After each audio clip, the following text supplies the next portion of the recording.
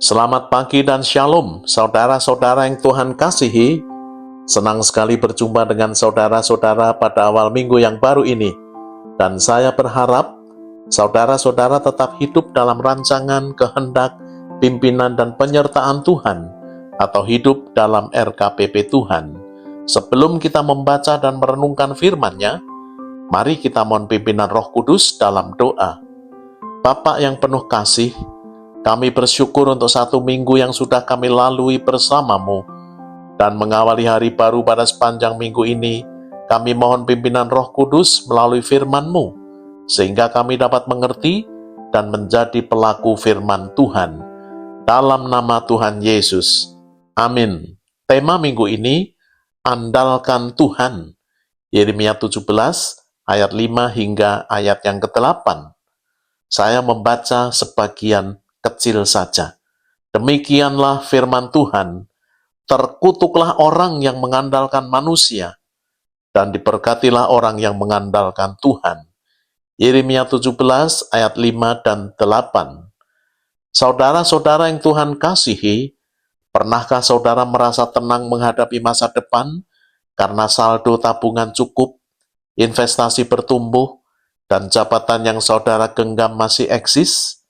Atau saudara berada dalam situasi aman karena mengenal orang-orang penting dan berpengaruh yang dapat saudara andalkan ketika terjadi sesuatu yang tidak saudara harapkan? Naluri manusiawi kita menyukai sandaran. Kita merasa percaya diri saat memiliki relasi dengan orang-orang penting yang dapat membantu ketika ada berbagai masalah. Melalui koneksi kuat dengan mereka, kita merasa mampu mengatasi badai hidup. Namun ketika badai benar-benar menghantam, sandaran tersebut ternyata roboh. Saudara-saudara, mari kita telaah firman Tuhan dalam Yeremia 17 ayat 5 hingga 8 ini. 1. Latar belakang. Dalam Yeremia 17 ini, saat itu Yerusalem sedang dikepung oleh Raja Nebukadnezar dengan tentara yang kuat dan kejam. Dalam situasi kritis ini, Raja Zedekia tidak lari kepada Tuhan, melainkan mengandalkan aliansi politik dengan Mesir, mengandalkan pasukan kereta dan kuda-kuda dari Mesir, daripada mengandalkan Tuhan, Allah Israel yang Maha Kuasa. 2. Dengan latar belakang inilah, berfirmanlah Tuhan melalui Yeremia kepada Zedekia Raja Yehuda, terkutuklah orang yang mengandalkan manusia, dan diberkatilah orang yang mengandalkan Tuhan. Tetapi Zedekia dan para pemimpin lainnya mengabaikan firman Tuhan. Dan ini merupakan bukti kemerosotan rohani yang dalam, sehingga mereka tidak lagi dapat mempercayai Tuhan. Kemerosotan rohani yang kita tidak sadari juga, ibarat bom waktu yang akan meluluh lantakkan ketika tiba-tiba badai menghantam kita. Krisis yang terjadi akan menyingkapkan siapa sebenarnya sandaran hidup kita. Prinsip yang sama melalui Nabi Yeremia, seolah-olah Tuhan sedang bertanya kepada kita, kepada siapakah engkau menyandarkan percayamu? Mungkin kita dapat menjawab, kepada Tuhan. Tetapi itu belum cukup kalau belum diuji oleh badai. 3. Kutuk atas orang yang mengandalkan manusia. Terkutuklah orang yang mengandalkan manusia. Terkutuk memiliki arti bahwa segala sesuatu yang buruk, seperti kegagalan, kekurangan, perselisihan, perpecahan dalam keluarga, kesialan, dan lain sebagainya, akan menjadi bagian hidup seseorang. Dan mengandalkan berarti menjadikan sesuatu sebagai sandaran hidup, sebagai pondasi keamanan dan kenyamanan. Mengandalkan manusia berarti menjadikan daging sebagai kekuatan. Dalam konteks Yehuda, mereka mengandalkan Mesir dan militernya. Mereka mempercayai kalkulasi-kalkulasi politik. Namun secara rohani, mereka menggantikan iman kepada Tuhan dengan percaya pada kekuatan manusia. Akar masalahnya, hati yang meninggalkan Tuhan. Ayat 5 menegaskan, yang hatinya menjauh dari Tuhan. Mengapa hatinya menjauh dari Tuhan? Yeremia sudah menasihatkan berulang kali untuk Yehuda tunduk pada Babel sebagai bagian dari rencana Tuhan. Tetapi Sedekia khawatir kehilangan tahta jikalau ia tunduk kepada Babel. Menjauh dari Tuhan merupakan proses yang panjang dan tidak terjadi tiba-tiba, melainkan bergeser sedikit demi sedikit. Kekhawatiran kehilangan sesuatu seperti kenyamanan, kekuasaan, jabatan, dan lainnya dapat menjauhkan kita dari Tuhan. Orang yang mengandalkan manusia diibaratkan seperti semak di padang belantara. Hidup di tempat kering, tidak mengalami sesuatu yang baik, tinggal di tanah tandus yang tidak ada hasilnya apa-apa. Ironisnya, Yehuda tampak kuat secara politis, tetapi kering secara rohani. Ketika krisis datang, kemana arah iman kita? Kepada Tuhan atau manusia? 4. Berkat atas orang yang mengandalkan Tuhan. Ayat 7 dan 8. Diberkatilah orang yang mengandalkan Tuhan. Diberkati berarti wajah Tuhan diarahkan kepada kita dengan segala sesuatu yang baik yang dianugerahkan dan dilimpahkan kepada kita dalam damai dan ketenangan. Mengandalkan Tuhan berarti menjadikan Tuhan sebagai sandaran hidup. Percaya bukan berarti tidak realistis. Yeremia tidak menyangkal bahwa Babel itu kuat, tetapi iman sejati melihat kemahakuasaan Tuhan jauh lebih besar dan dahsyat daripada kekuatan Babel. Orang yang mengandalkan Tuhan diibaratkan seperti pohon yang ditanam di tepi aliran air. Akar-akarnya menembus ke tepi batang air, tidak takut datangnya panas terik, tetap hijau daunnya, tidak khawatir dalam tahun-tahun kering, tidak berhenti menghasilkan buah. Perhatikan, panas tetap datang, tahun kering tetap ada. Tetapi iman tidak meniadakan krisis. Iman tetap eksis di tengah-tengah krisis. Yehuda menginginkan stabilitas politik. Tuhan menawarkan stabilitas rohani. Dan sejarah membuktikan bahwa Yehuda jatuh ke tangan Babel. Sedekia ditangkap. Namun orang-orang yang tetap percaya kepada Tuhan secara pribadi, Tuhan tetap setia memelihara mereka meskipun mereka ikut tertawan. Misalnya, Daniel, Sadrah, Mesah, dan Abednego. Itu orang-orang percaya yang ikut tertawan, tetapi Tuhan memelihara hidup mereka. Kerajaan Yehuda dapat runtuh, tetapi orang yang berakar kepada Tuhan tetap diberkati. 5. Kita saat ini tidak menghadapi Nebukadnezar, tetapi kita menghadapi ketidakpastian ekonomi, tekanan di tempat kerja, krisis rumah tangga, ancaman moral dan budaya, dan lain-lainnya. Krisis tidak menciptakan iman, tetapi menyingkapkan siapa sandaran iman kita. Dan prinsip firman Tuhan tidak pernah berubah dan tetap berlaku bagi kita, yakni diberkatilah orang yang mengandalkan Tuhan.